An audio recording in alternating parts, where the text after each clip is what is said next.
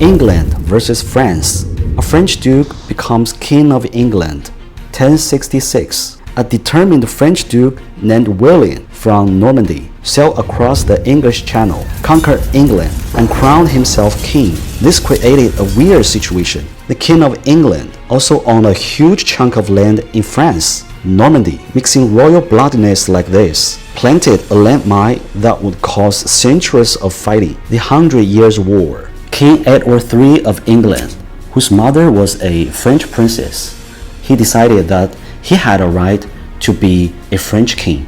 The French were furious. No way, you are English. 1337 to 1453, Battle of Crécy.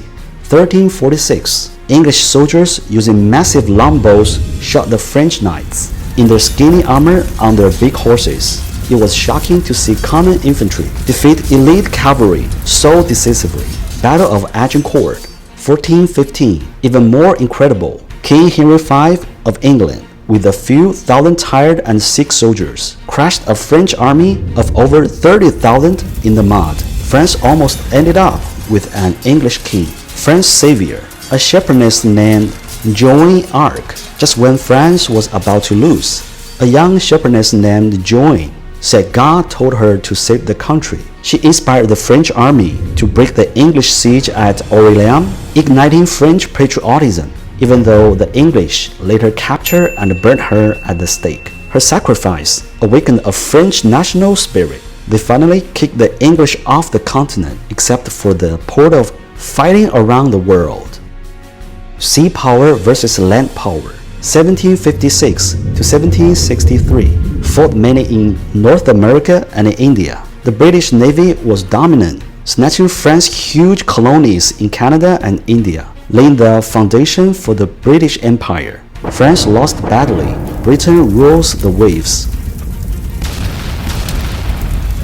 The American Revolutionary War. 1775 to 1783, France saw a chance for revenge. Americans wanting independence from Britain, France gave money, guns, ships, and soldiers to help the Americans win. It felt good to stick it to the British, but the effort emptied the French treasury. The French people were left poor and hungry, which helped lead to the French Revolution.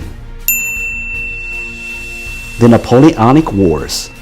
1803 to 1815, France produced a military genius, Napoleon, who nearly conquered all of Europe, but Britain was the undisputed master of the seas. Battle of Trafalgar. 1805, the British naval hero Lord Nelson destroyed the combined French and Spanish fleets.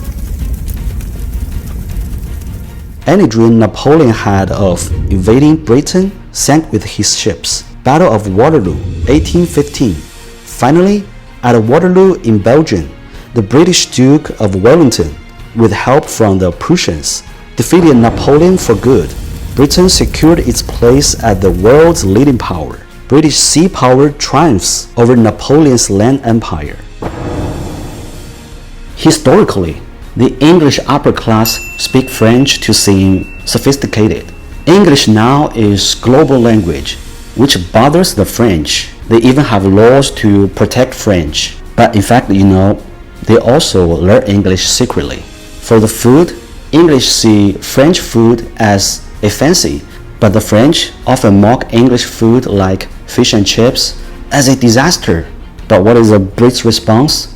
They apply for fish and chips to get an official cultural status. The rivalry between France and Britain is like the rivalry between the sea and land. Britain built the global empire and trading network by mastering the sea, but France focused on having a powerful army to dominate the European continent, but no permanent friends or enemies, only permanent interest. When a powerful Germany rose, those two guys immediately became allies.